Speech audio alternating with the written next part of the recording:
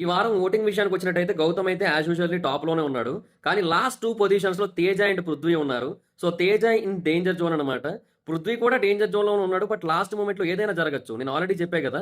అక్కడ కన్నడ కాలేజీల్లో కూడా క్యాంపెయినింగ్ జరుగుతుంది. కన్నడ యూట్యూబర్లు కూడా క్యాంపెయిన్ చేస్తున్నారు. మన వాళ్ళకి ఓటేయండని. తెలుగు బిగ్ బాస్ కోసం. సో అట్లా జరుగుతుంది కాబట్టి పృథ్వీకి లాస్ట్ మినిట్‌లో ఓట్లు పడే ఛాన్స్ అయితే ఉంటది. సో అందుకనే మనం ఆపరేషన్ పృథ్వీ చేసి ఎలాగైనా సరే ఈ వారం పృథ్వీని ఎలిమినేట్ చేయాల్సి ఉంటుంది. సో అలా చేయాలంటే మనం థర్స్‌డే ఒక ఓటు, ఫ్రైడే ఒక ఓటు తేజాకి ఎక్స్‌ట్రాగా వేయాల్సి ఉంటది.